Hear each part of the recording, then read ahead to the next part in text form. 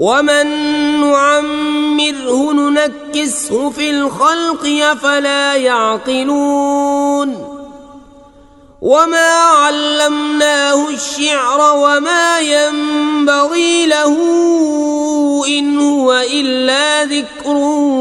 وقرآن مبين لينذر من كان حيا ويحق القول على الكافرين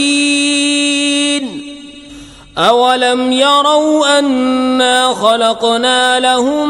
مما عملت أيدينا أنعاما فهم لها مالكون وذللناها لهم فمنها ركوبهم ومنها يأكلون ولهم فيها منافع ومشارب أفلا يشكرون واتخذوا من دون الله آلهة لعلهم ينصرون لا يستطيعون نصرهم وهم لهم جند محضرون فلا يحزنك قولهم إنا نعلم ما يسرون وما يعلنون أولم ير الإنسان أنا خلقناه من نطفة فإذا هو خصيم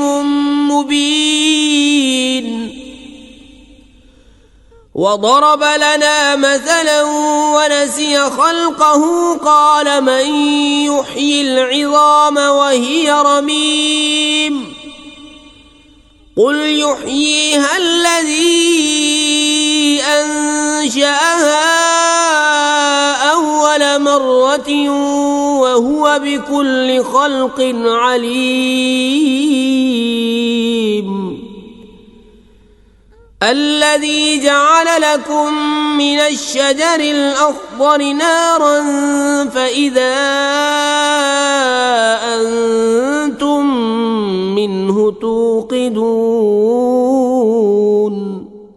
أوليس الذي خلق السماوات والأرض بقادر على أن يخلق مثلهم بلى وهو الخلاق العليم إنما أمره إذا أراد شيئا أن يقول له كن فيكون فسبحان الذي بيده ملكوت كل شيء وإليه ترجعون.